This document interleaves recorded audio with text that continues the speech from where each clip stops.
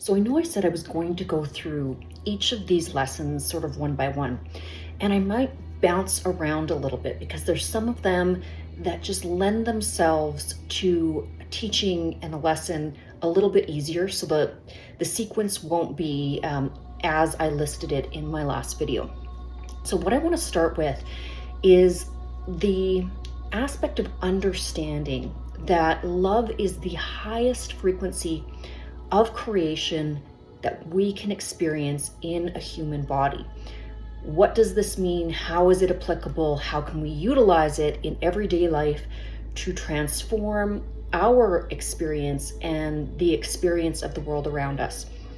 So plain and simple, everything in the universe operates on a vibrational frequency.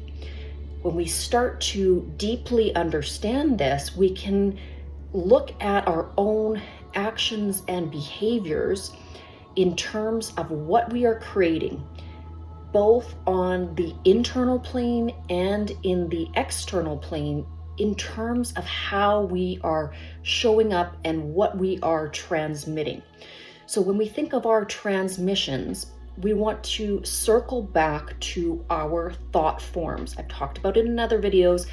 It is what we are thinking internally that we are transmitting or vibrating at. So everything inside you, and this is kind of the connection or that circle back to that divine consciousness or that God consciousness. So what is in your internal world, no one else has access to that but yourself, that feedback loop inside your consciousness. And what we are here to learn is to control the aspect of our consciousness so that we can become masterful, powerful agents of creation. Now, I'm not going to delve into this idea that you are supposed to be godlike, because that is walking a very fine line. Part of our responsibility is to be humble in the knowing that we are still in our infancy of consciousness. And this is something that will, again, help us along our path to understand that we are still learning and there is still much to learn. So residing in that humble energy. Now, with this aspect of a learning, with this understanding that love is the absolute highest frequency of creation, when we are attuning ourselves and attaching ourselves to loving thoughts, becoming that eternal loving energy, we become more and more powerful.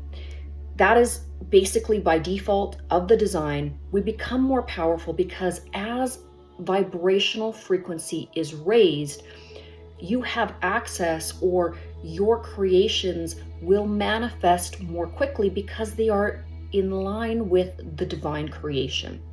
So everything sort of at the top of this pyramid is created in love and light. Once we start to understand this, we start to integrate as much love and light into our daily existence as possible. So what does that mean in practicality? It means that we are paying attention to what we are thinking. When we are paying attention to what we are thinking, we are in control of our thoughts. This can go into all aspects of life. So let's say we are dealing with what we quote unquote call a mental illness.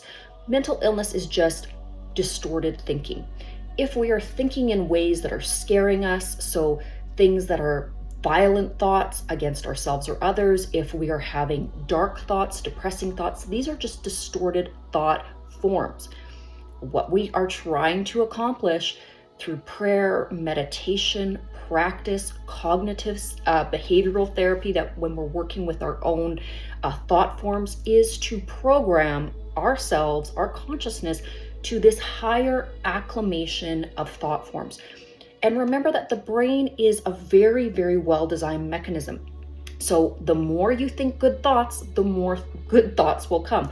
The more you process and integrate these high vibrational thoughts into that dialogue of the mind, the more stable and balanced you'll become, but also the more powerful you'll become. in a gentle way. I don't mean some sort of, crazy, powerful, out of control entity. That's not what we're trying to achieve here, because when we reside in mercy and compassion and unconditional love and non-judgment, we also start to embody the element of live and let live. You understand from that higher perspective that all is happening in divine timing and as it should. But you also notice, in terms of your own thinking, interactions, and cycles, and what you acclimate towards, you're going to be pulled towards and magnetized towards individuals that are also working with these higher levels of thought formation. So innovation, change, making change in the world, doing big, powerful, exciting things that are in service of planet Earth, that are helping others. All of these things come along with changing your mental dialogue, changing your thought forms, aligning yourself with this high vibration of love. And when you start to do this, of course, your world will transform, because you're no longer residing in a state of imbalance, a state of distortion, a state of perceived illness, a state of perceived brokenness. All of these things are elements that essentially the consciousness has attached itself to because of fear. When we are fearful, we feel that we are out of control, we are distorted, and that distortion scares us. So what we do is we retreat back into the mind, and because the mind is this biomechanical, in essence, operating system, it is going to fire through the neurological pathways that it is reinforcing. So the more you think negative thoughts, the more negative thoughts are going to flow. The more you think positive thoughts, the more positive thought forms are going to flow. So practice makes perfect in terms of this application, in terms of this lesson. And remember, it's not something that you necessarily are going to get in the first month, the first year. It takes many, many years to retrain your brain, because a lot of things that we do in society as a whole kind of push us away from training the brain properly. A lot of our entertainment, for example, has a lot of fear-based forms in it. Even things like horror films. It's implanting, it's putting that seed into your consciousness of thoughts and thought forms that are distorted and dark. And yes, they might be entertaining, but they are a seedling of distorted thought forms. So as we realize that the less and less we consume this kind of negative dialogue, or the less and less we allow our brains to, or our consciousness to have access to these things, the more and more gentle and balanced we will become from a conscious perspective. Now, this is difficult because it is essentially going against the grain. It is difficult to take oneself out of the larger society, out of the larger cycle of a media, and keep and hold a very diligent stance against these things. And I'm not suggesting that you have to be crazy about it, but as you are rewiring your brain, in essence, you do have to be diligent. If you're going through addiction, if you're going through a mental health crisis, anything like this, if you're going through depression, these are the times when you have to be super vigilant, and you have to really acclimate everything within your thought world towards this highest emanation and attunement to the divine idea, to that unconditional love, merciful, compassionate energy for yourself and others.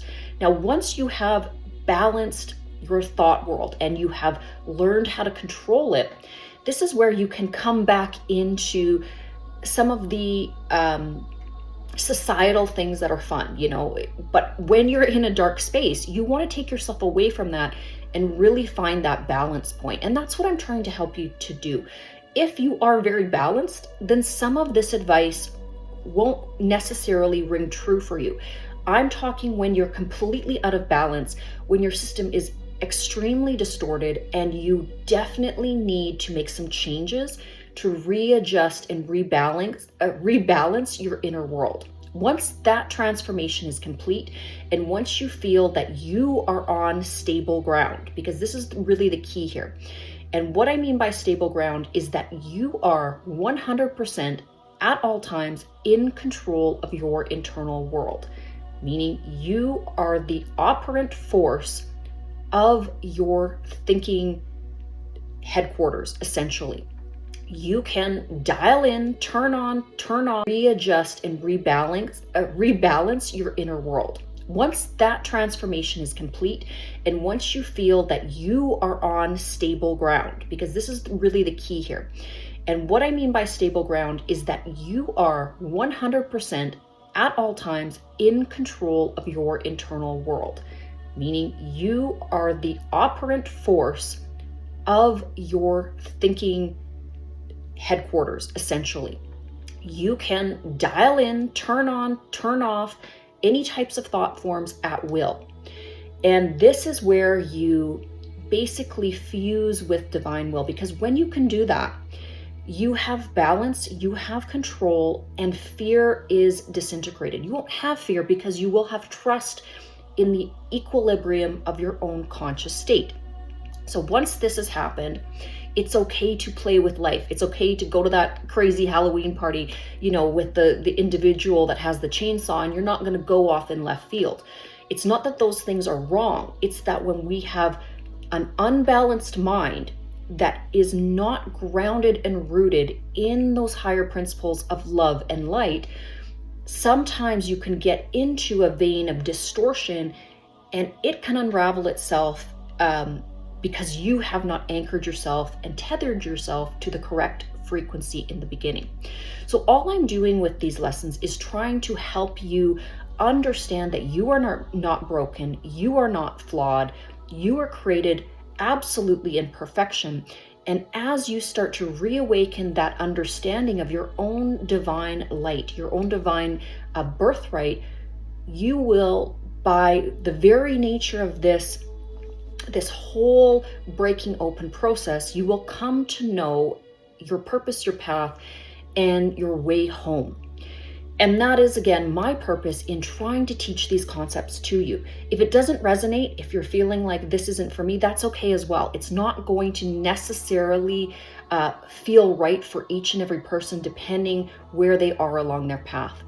But circling back to frequency, your own frequency, and that element of integration of these highest ideals of creation.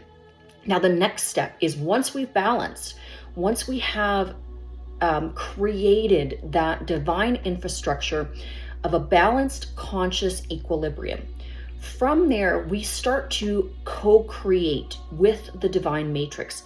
That means that ideas and principles and elements of service in practice will start to flow into your vessel, and you will start to understand what it is that unique spark within you, and what you are here to do in terms of your own service of creation. What it is that are your gifts that you are meant to bring forth to the world. And I can say almost 100% they will be in service of others, in guidance of others, in inspiration of others, and to expand the energy of love, unconditional love, giving, and purposeful living.